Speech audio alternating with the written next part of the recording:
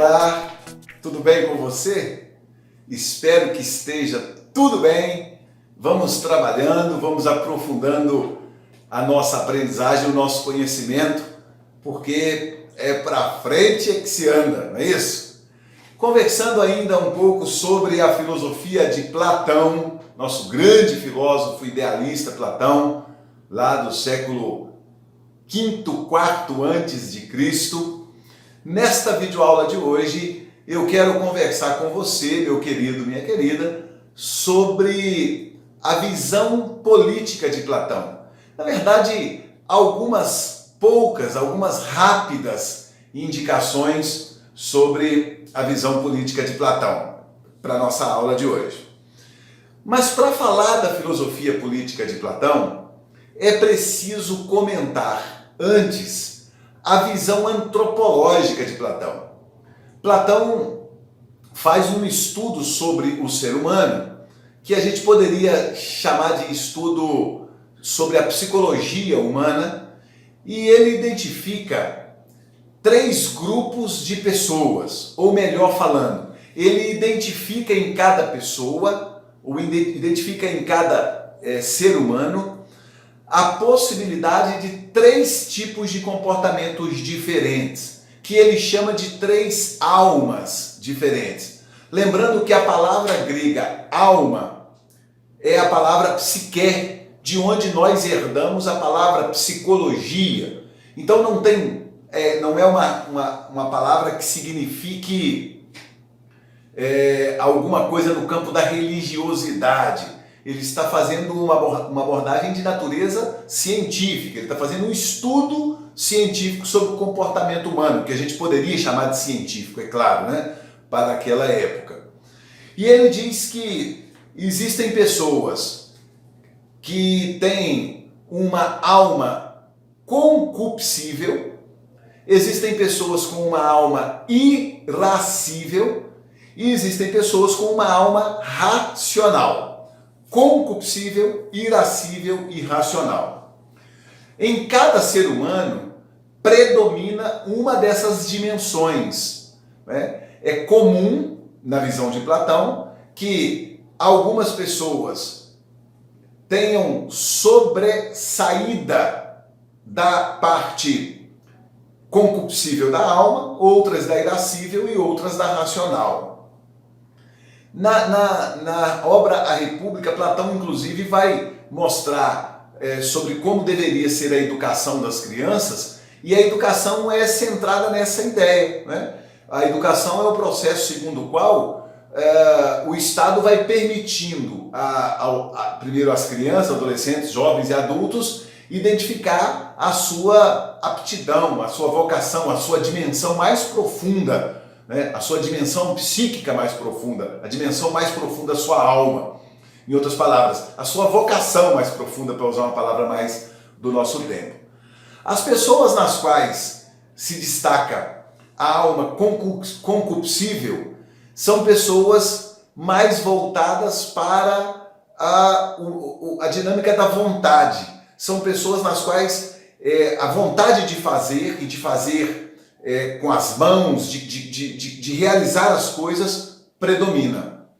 As pessoas nas quais predominam a parte irascível da alma são pessoas que têm mais a dinâmica da coragem. São pessoas mais corajosas, mais aptas para enfrentar, de repente, um ataque, para uma luta, essas coisas assim. As pessoas nas quais predominam a parte racional da alma são pessoas nas quais predomina também a aptidão para o trabalho mais intelectual, para o trabalho teórico, vamos assim dizer. Por que isso é importante para falar de filosofia política? Porque para Platão, nós vamos alcançar a melhor sociedade. Para Platão, nós vamos alcançar a melhor organização social, vamos assim colocar. A sociedade será mais perfeita, a sociedade será mais feliz quando cada grupo de pessoas, desses três grandes grupos, é claro que eles se subdividem, Mas quando cada um desses três grupos de pessoas for colocado naquilo que para realizar funções naquilo que tem a ver com a sua aptidão. Então, se eu quero uma sociedade perfeita, eu preciso identificar que tipo de alma predomina em cada indivíduo e destinar esses indivíduos ou possibilitar a esses indivíduos que realizem na sociedade, nas suas vidas, no seu dia a dia, tarefas compatíveis com aquilo que predomina neles. Então, se no indivíduo João predomina a parte irascível da alma, eu preciso criar oportunidades para que o João trabalhe na área da segurança pública, para que ele trabalhe como policial, como membro das Forças Armadas, ou para que ele desempenhe um tipo de esporte no qual essa coisa da gana seja algo importante, entende? Se uma outra pessoa tem a parte predominante na sua alma, o Antônio tem a parte predominante na sua alma, a alma concupiscível, da dimensão aí, da dinâmica da vontade. Então o Estado precisa direcionar o o Antônio para atividades ligadas a isso. Então, de repente, ele vai ser um comerciante, de repente ele vai ser um artesão, segundo Platão. Por quê? Porque ele tem essa dinâmica de vida, isso é mais natural nele. Vamos imaginar, saindo um pouco da linguagem platônica, vamos imaginar a seguinte situação. Se eu tenho alguém que sabe ser bom padeiro, que gosta de ser padeiro, que é bem tratado como padeiro, que é reconhecido socialmente como padeiro, e que ao exercer essa sua profissão de padeiro se sente realizado, se sente feliz, esta pessoa, fazendo aquilo que ela ama, fazendo aquilo que ela gosta, sendo bem reconhecida, essa pessoa vai ser super importante para a sociedade. Ela vai oferecer para a sociedade os melhores pães, os melhores bolos, as melhores tortas. Você está entendendo a ideia de Platão? Coloca a pessoa no lugar certo, porque estando ali no lugar certo, ela vai desempenhar tão bem a sua profissão, a sua missão, ela vai fazer tão bem aquilo que a ela compete, que o reflexo, o resultado disso vai ser um ganho para a coletividade. Essa visão de Platão, ela vai influenciar muito a história, né? Sobretudo quando o cristianismo se apropria dessa visão de Platão, o cristianismo vai acoplar essa ideia de Platão, um conceito religioso muito forte, que é o conceito de vocação, e isso vai ser muito forte, muito interessante até na história do cristianismo, e, para dizer a verdade, isso continua ainda muito marcante, né? Então, a função do político, a função do Estado, onde é que eu encontro essa reflexão de Platão, professor? Na obra A República, fundamentalmente. Então, a função da política vai ser designar, organizar a sociedade de tal modo que as pessoas, cumprindo aquilo que é específico da alma de cada uma delas, vão fazer emergir o melhor para a sociedade e, consequentemente, a melhor sociedade. É neste contexto que vai aparecer uma teoria de Platão no campo da política, chamada teoria do filósofo rei. Isso mesmo. Platão não é favorável à democracia. Para Platão, essa ideia de que muita gente, que todo mundo vai ter os mesmos direitos na definição dos destinos da vida pública, da coisa pública, da res pública, para Platão isso não é bem visto. Sabe por quê? Para Platão, a pessoa que nasce com uma alma voltada para lavrar a terra, é nisso que ela tem que ser boa. É ali que ela tem que dar o melhor de si. Então ela não tem aptidão para participar de assuntos no campo da política. é uma visão muito elitista de política, é uma visão muito excludente de política.